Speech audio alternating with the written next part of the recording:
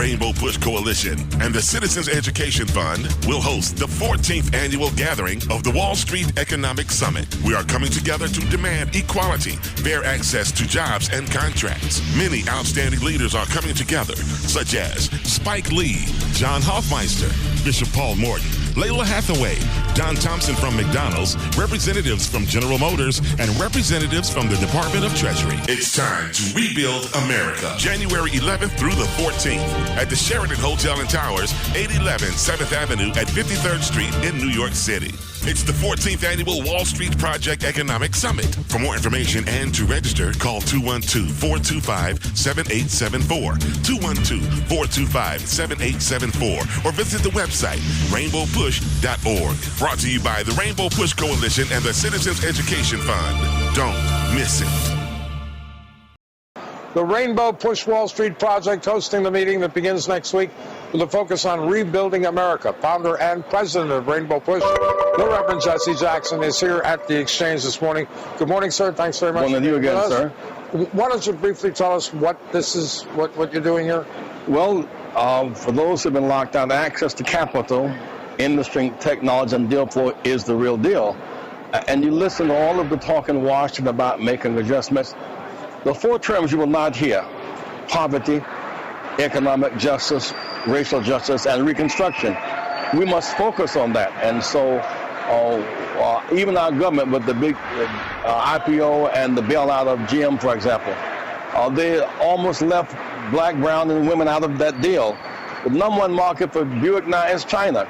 So the commitment to reconstruction, while we have looked at the Wall Street now, a glowing capital because it has been in surplus.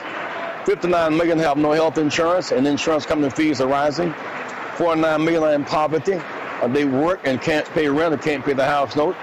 And 41 million on food stamps. And so we want balanced economic growth.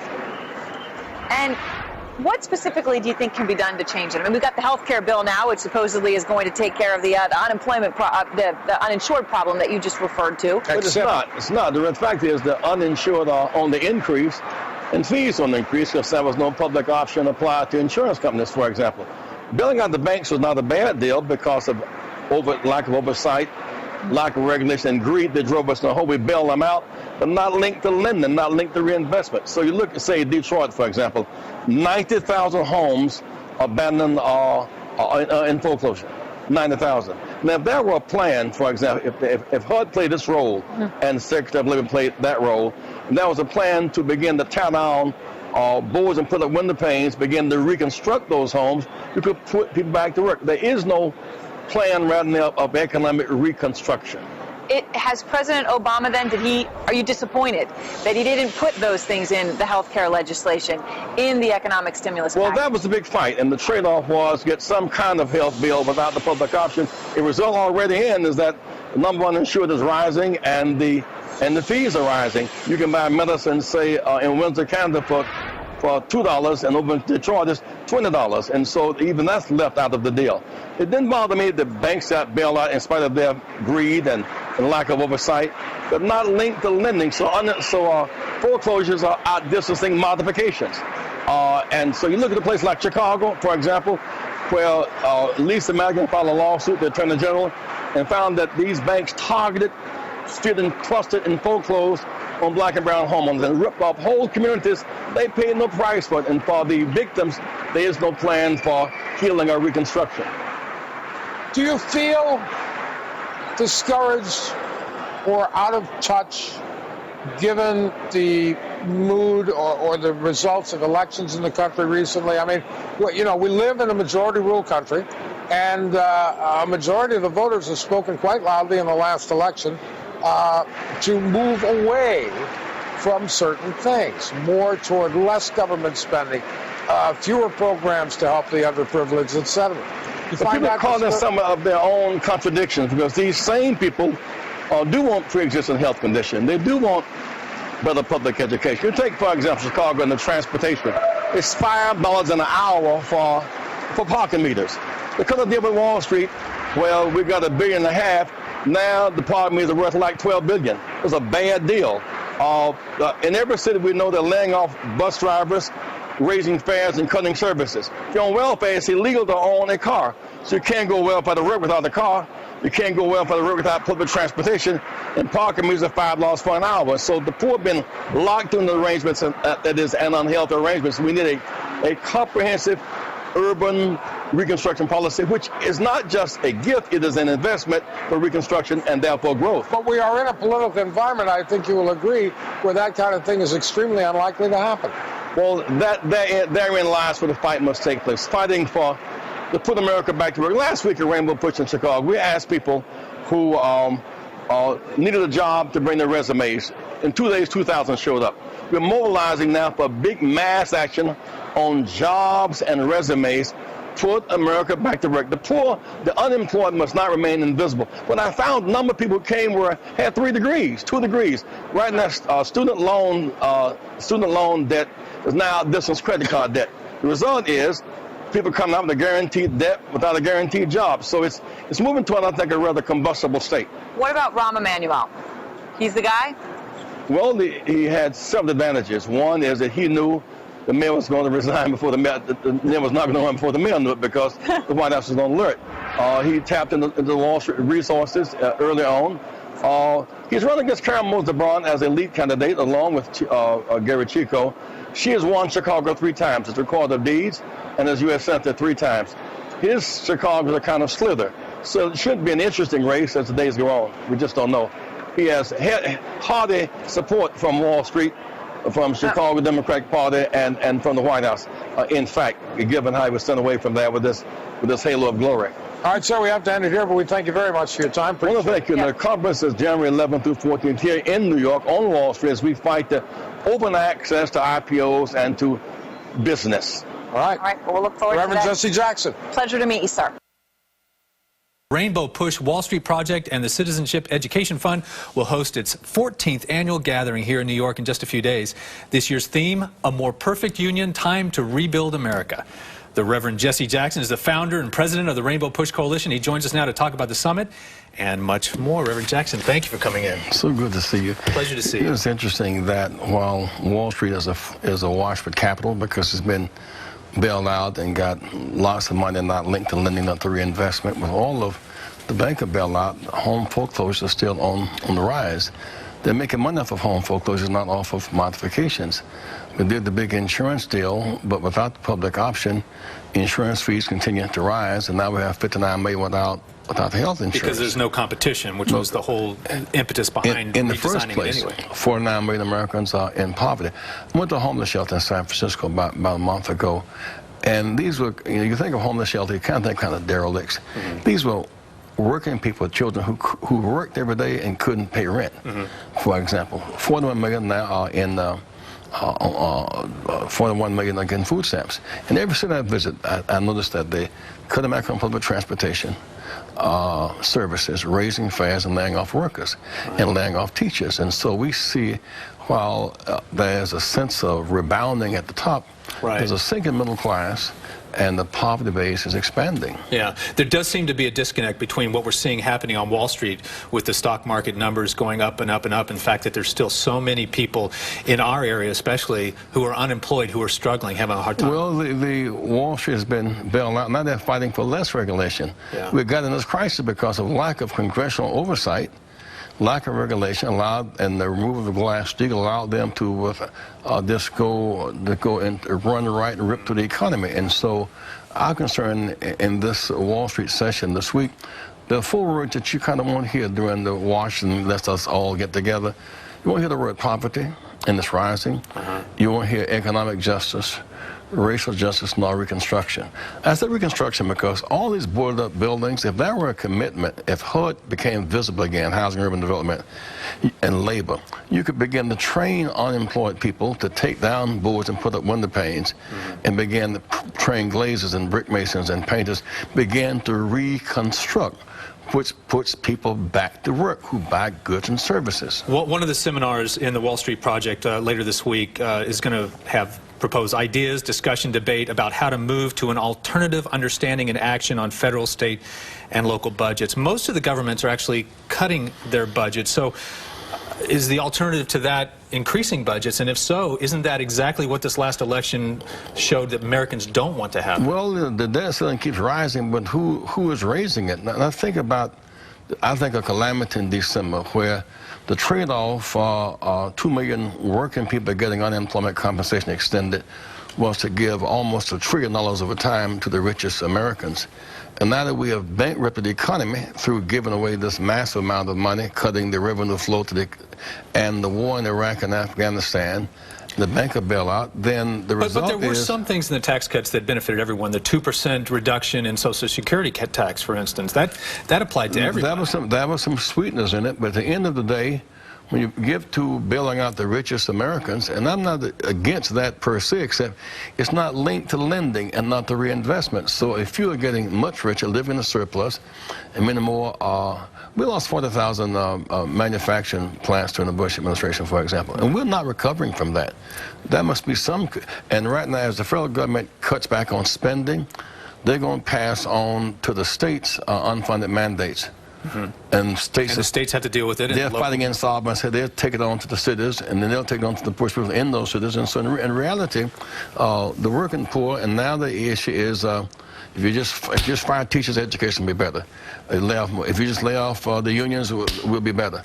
But a strong teaching force and strong organized workers have made us a strong middle class. Yeah. You know, I can't remember a time in my memory when the country has seemed so divided. When you listen to the rhetoric on cable and even in Washington during these past campaigns, we seem to be so far apart. So how would you expect governments to agree to substantially change the way they're doing business? It's not just division, it's the income-wealth gap. Because the rich have put their teeth into it, and they're ripping us apart because so few people have so much and so many have nothing.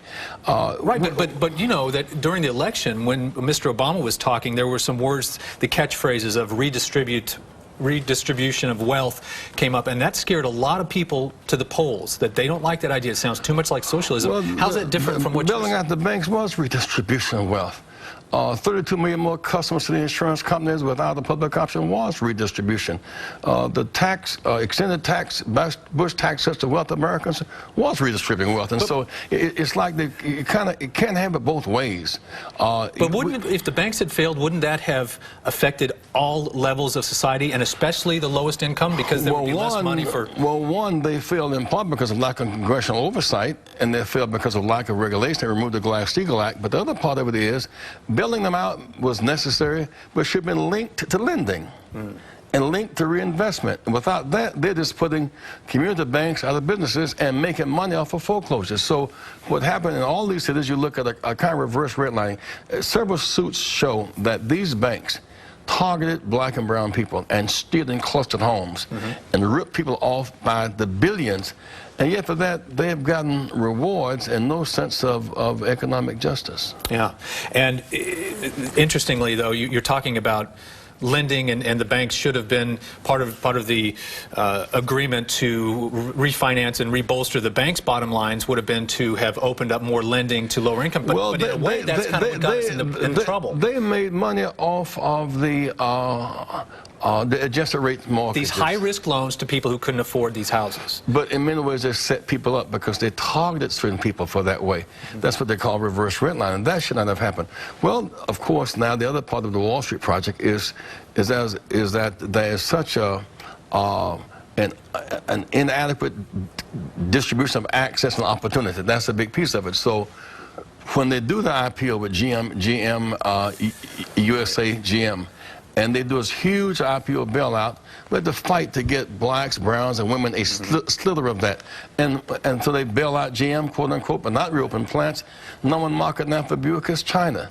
There's not one minority dealership in Detroit, and there are no 100 new dealerships for Ford in China. So you're saying there's segments of society who don't have access to these kinds of investments, IPOs? Look at Detroit for a moment. 90,000 vacant homes are abandoned lots. Not one minority car dealership in Detroit. Not one chain grocery store in Detroit.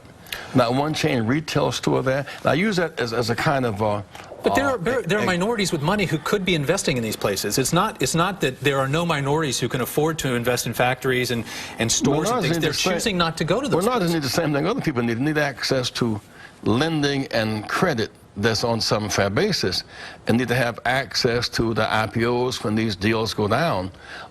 And of course, right now, the inner cities in New York, 51% of black males are unemployed, for example.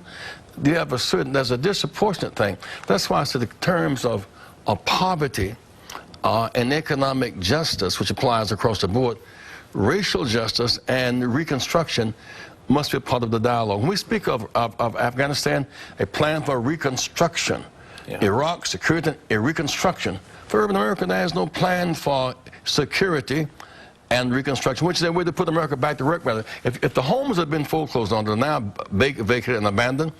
If Secretary of Labor moved in with a plan for job skill trade training, and HUD, a housing urban development again, it's a huge job. Well, then you have your weatherized homes. You build unique glazes and lumber and brick.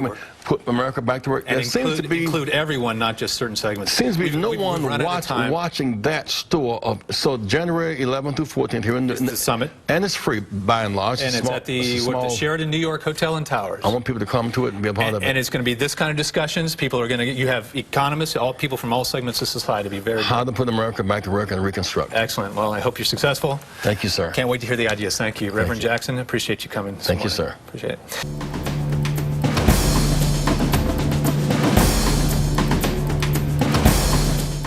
Welcome back to Inside City Hall. President Obama scored a number of successes in the final weeks of the lame duck session of Congress last month, but with Republicans now in control of the House and with a diminished Democratic majority in the Senate, how should the president approach the newly divided Congress, and what should his priorities be?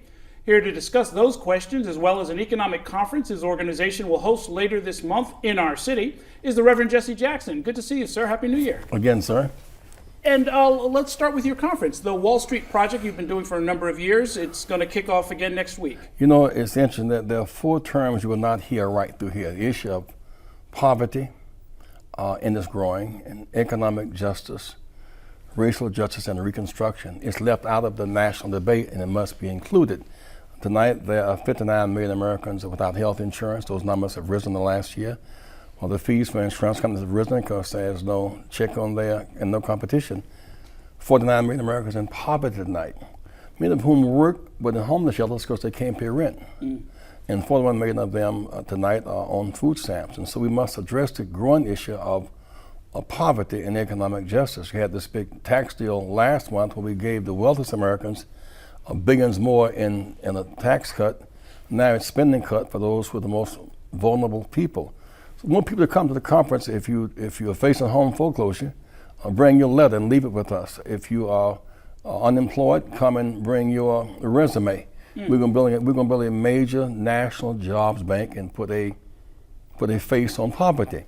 So we kick off Tuesday night with a big reception open to the public. Layla Hathaway, Donna's daughters, providing the music. On Wednesday, there's a focus on investment bankers. I mean, people like M.R. Bill and Ron Blaylock and Chris Williams and Jim Reynolds, who talk about how you have all these deals on Wall Street, and yet we cannot get access to a fair share of capital and deal flow here. For example, a big focus that night will be a hip-hop summit, young people in entrepreneurship. On Thursday, a labor breakfast.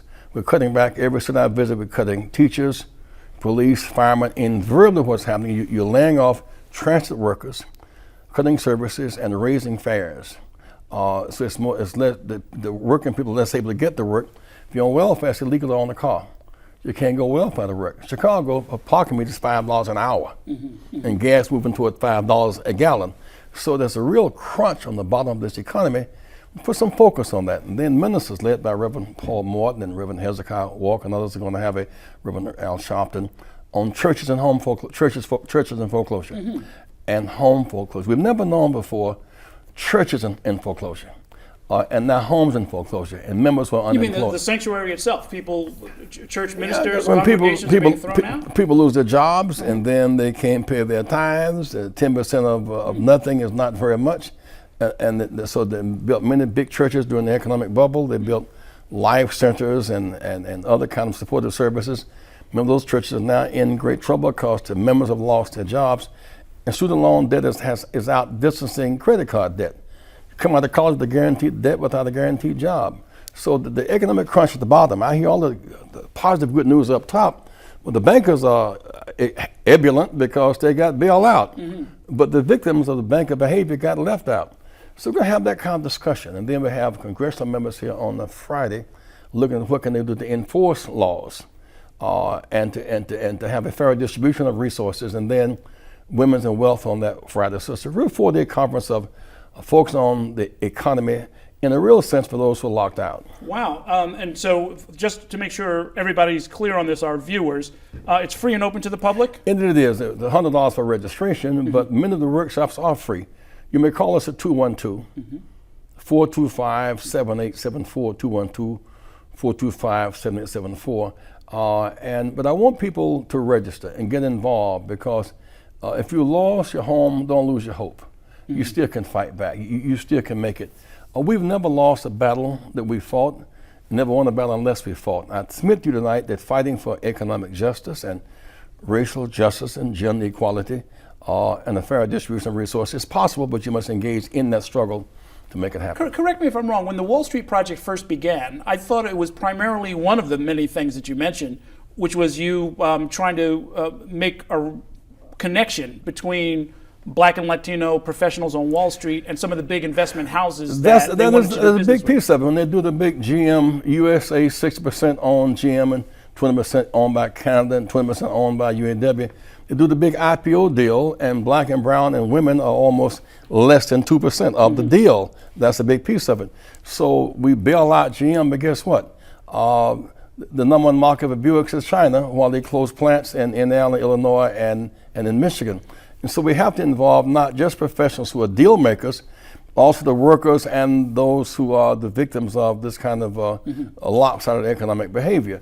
So when they do the IPOs or the AIGs and the GMs, we have very qualified investment bankers and the like who are qualified who still face the margins. Okay, I've got to ask you about national politics. Your No, column you wouldn't do that, would you? Well, you know a thing or two about it, and you've been making your opinion known. You have a column this week that really takes the GOP to task, even as they're taking power in the House, criticizing them for a lot of what went on in the lame duck session around tax policy. Now, if the president found his way to a compromise and was very vocal about the need for compromise, are you suggesting that the Obama administration maybe caved too soon? Did they do something maybe they shouldn't have I done? thought it was premature. For example, the fight was with 2 million people, families, maybe 8 million people, get 13 months of unemployment compensation.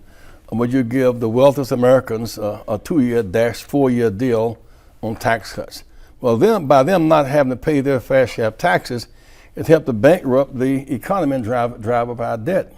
And so what we look at now, we look at, we're going to tax cuts for the wealthy, and ask is spending cuts. What does spending cuts mean? It means taking to the states unfunded mandates. They're in insolvency, it means passing to the cities, and that means passing on to the people at the bottom. And so you cannot really give that kind of deference to bankers who get bailed out without link to reinvestment. And you give the big insurance companies a deal without competition.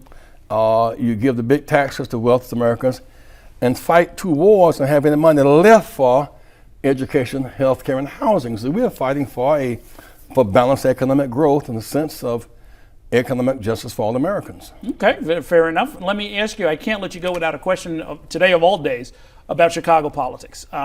Your son is a representative and is very much in the mix out there. You're said to have recently brokered a deal or been involved in a deal that convinced Danny Davis and a number of other folks who were considering running for mayor of Chicago to drop out. And of course today, William Daley, the brother of the recently departed mayor, named chief of staff for the White House. Now, just to set it up a little bit for our viewers, there are 2 schools, 2 strains of Chicago politics. It's not all just one city, right? I mean, there's the Harold Washington tradition, the social justice activist. There are 2 Chicagos. There's the Loop and the high rises, and then there's communities. And one's doing very well, and one has 30% unemployment. And well, what can we anticipate?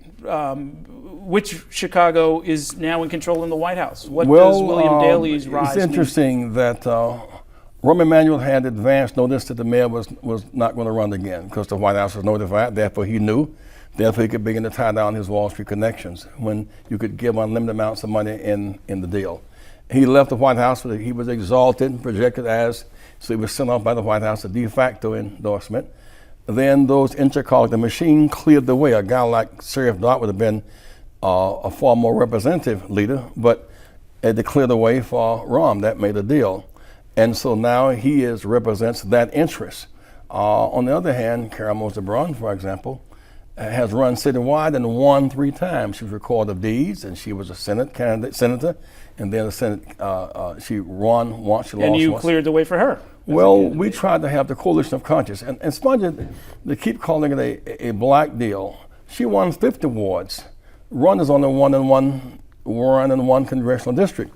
Harold's coalition was African American, Latino, and female. So I think we should not enter into racial nor religious isolation.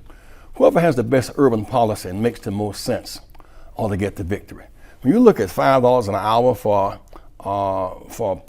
parking tickets, you cut a deal with Wall Street, $1.5 billion deal that's now worth $12 billion. That was a bad business deal. You look at people on welfare can't own a car, and therefore how can they get to work? Look at those with public transportation, drivers laid off and fares raised, and gas moving towards $5 a gallon.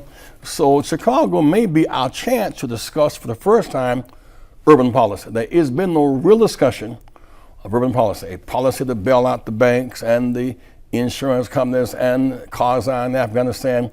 This may be the moment to discuss in a real sense abandon urban policy. Okay, and of course urban policy very much a concern here in the city. Thanks so much for stopping by. We wish you great success with your conference and all the different things you're doing, and we certainly want our viewers to know that you are asking folks who are unemployed to come by and drop off a resume. Well, one time our mail found out that the snow job ended up being a no job, so snows are a big deal. But those who are interested may call us at 212-425-7874, and if you're looking for a job, bring your resume by. If you're about to face foreclosed home, bring your letter by. We must put a face on foreclosure, a face on unemployment, and then act and do something about it. Okay, that's the Wall Street Project Economic Summit. We got the number there on the screen. Thanks so much for joining us. We'll see you again real soon. Good to see you, sir. Jackson is here in Studio J today. Welcome, Reverend. I want to begin by talking to you about our hometown, Chicago. The Bulls have done very well. They've done very well. And the Bears in the playoff. And the Bears that's our hometown. They rolled over and they made sure that the Giants didn't get in. Tell us, sir, what brings you to New York now? You have a foundation, a group that you're well, Wall Street Project this coming week. Welcome to all people, January 11th through 14th. That all Americans might have access to capital and industry and technology, and that is certainly not the case. I'm concerned that you have all these budget deals coming out of Washington now, and we bail out the banks, we bail out insurance companies, we bail out the rich with the tax cut. But there are 59 million Americans without health insurance, 49 million in poverty, and 41 million on food stamps. And we never hear the words poverty, economic justice, never hear the word reconstruction. And so I'm listening, Tea Party, Republican, Democrat Party, I'm listening to the words poverty, economic justice, and reconstruction. How has Mr. Obama done? 2 years into his presidency, what grade do you give him? Well, he has to get a high B. You know, when he came into an office we were hemorrhaging the base of our economy. His first move was to stop the hemorrhaging of the economy. That was really a big deal. He bailed out the banks, but the weakness was it was not linked to lending or reinvestment. The result is home foreclosure on the rise, and so more so than modifications. I think that the stimulus program saved 3 million jobs, created 3 million, and that against these onerous attacks on his person, his religion, his citizenship, and yet he's maintained, I think, a great sense of balance through all of that, and he's the better for it. Give him a grade. A, B, C, D, or F? Oh, B plus. B plus? Oh, B plus, yeah. Oh, fantastic. Reverend Jesse Jackson, appreciate your time, sir. Thank you. Producer of the Urban Wall Street Project, and I'm sitting here with the Reverend Jesse Jackson we're getting ready for the 14th Annual Wall Street Economic Summit, the Rainbow Push Wall Street Summit. You know, this is the fourth stage of our struggle for full citizenship, to make this a more perfect union. If the first stage was to end legal slavery, 246-year economic issue, The second stage was to end legal Jim Crow and extension of slavery. Third stage was the right to vote. But then the fourth stage is access to capital, industry, technology, deal flow. And this is a very different phase of our struggle. And the good news is that what is the ghetto or the barrier except underserved market, underutilized talent, and underdevelopment? What is the ghetto except, when you think about it, market, money, talent, and growth? So we must pull down the walls on Wall Street and make capital really have a free market. Capital has had an unfree market here at home. We didn't know how good baseball could be until everybody could play. We don't know how good our economic system can be until everybody can play. Everybody's ideas and creativity can play. The lack of balanced economic growth is a factor in lack of economic development for everybody. And that should be so. And it's almost a double-edged sword, because if you're impoverished or if you're saying you're on welfare, you don't have it. On welfare, you can't possess certain things. So you can't have a car. You can't own it. So it kind of, like you said, it takes away, because the trains can't get you there. You can't get to the train, but then you can't own a vehicle that can help you accommodate what you need to accommodate. So sometimes poor people are made poor by schemes and systems that lock them in. So when I look at the few African Americans who are heads of corporations on Wall Street now, it does not reflect talent and capacity. It reflects diminished opportunity. Why, when the Jets played the Giants, the Bears played Green Bay, why is such a mixture of whites and blacks, and they're in mortal combat? When the game is over, the winner wins with grace, the loser loses with his dignity. What about that arena allows us to get along so well? You win, you're happy; you lose, you're a little sad, but no tailgate fights. Right. Because what you know is the playing field is even. 10 yards for all first downs. Everybody can see it. 6 points for all touchdowns. 3 points for all field goals. Everybody can see it when it goes to the uprights. Playing field is even. Rules are public. Goals are clear, and the referee is fair. Under those conditions, we do amazingly well. But that does not apply to access to med school and law school and business school. We must broaden the base of an even field that can be more development of Americans. Definitely. And with that said, with this generation, so I know you speak all the time, Reverend Jackson, and you're looking at a generation from the variety. And looking at this current generation, I really want to be able to talk to my audiences. I have audiences globally and here. What can I do? As a part of the Urban Wall Street, what I do, and in conjunction with what you doing, the Rainbow Push and the Wall Street Summit, to really start letting young people know what's necessary, because they're living it, but they don't understand it. First of all, in the face of a challenge, don't self-destruct.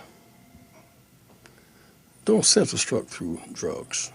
Don't self-degrade. Do not think of yourself as less than what you are and capable of becoming.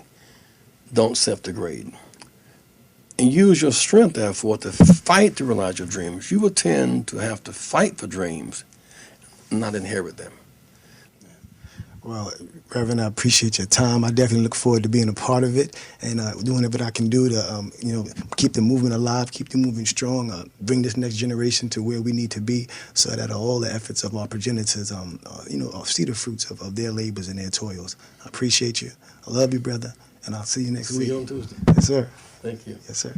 The Reverend Jesse Jackson is accepting applications. The Rainbow Push Wall Street Project and the Citizenship Education Fund will gather to host the 14th annual Wall Street Project Economic Summit. The focus to get you back on your feet and rebuild America. Joining us now is the man behind the cause, Reverend Jesse Jackson himself. So nice to have you back on the show. Good morning. We're facing tremendous imbalance in economic recovery. Wall Street is doing better than ever because it was bailout, but the bank bailout was not linked to lending, not linked to reinvestment. So home foreclosures and church foreclosures are still on the rise.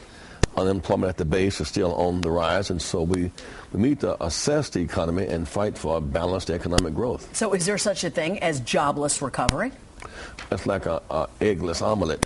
It doesn't make sense. Exactly. It doesn't make sense at all. It doesn't make sense. So how do we attack it? Well, it requires a plan, a government intervention, and it's the only way you really can start it. Right now, plants are closing still. Under the Bush administration, 40,000 plants closed. The economic leaders met with the president 2 weeks ago, but they have an increase in jobs, but they're out the country. So plants are closing, jobs are leaving, drugs and guns are coming. And when they say the big banks are too big to fail, it means the community banks are being wiped out. And so I'm concerned that there's this ebullience on Wall Street, but in the communities, the recovery is not being felt. So what is this 4-day summit going to focus on? Well, on Wednesday, we'll focus on access to capital, because the banks that drove us in the hole, they got the bailout. Well, they're all making money, right? They're all out of the hole, and they're making profits. And they got the fees, and there's not an inclusion in the fee structure. We have financial leaders like M.R. Bill and Chris Williams and Jim Reynolds and even John Hofmeister, who will speak to us, former president of Shell Oil, who talks about moving to a $5 per gallon of gas. Talking about the economy, how it affects access to capital. That might be a hip-hop session. Young hip-hoppers learning to be entrepreneurs. Thursday, big folks will be on labor. We're cutting teachers. We're cutting transit workers. We're cutting. So it's like you're adding gas to the fire to put the fire out. All right, so let me get this. This 4-day summit is kind of be like a 3-step program on how I can get back on my feet. That's right, and how we, in fact, should expect government laws to be enforced. EEOC, contract compliance, CRA, these laws have to be enforced so they can have broad application for all the people. If you're interested, you may call us today, 212-425-7874, on this resumes question. Yeah, we have a website, too, that you can put up this, because we are going to be accepting resumes right there, right? If we're going to begin the process. Job? We're not offering jobs, but we need to put a face and feet on unemployment. We started the process in Chicago 2 weeks ago, and overnight 2,000 people showed up and said, we want a job.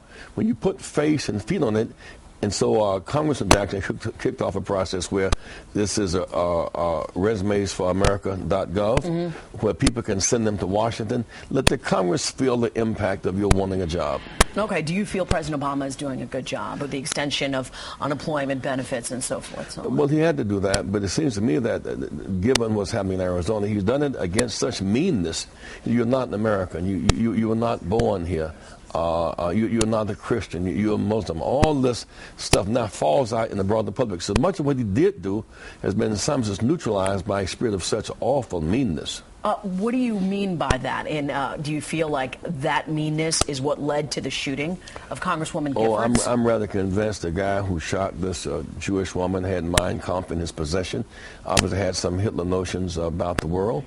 Somebody had broken in her office before. She supported President Obama on health care. She supported legal and decent immigration reform. She's a Democrat. She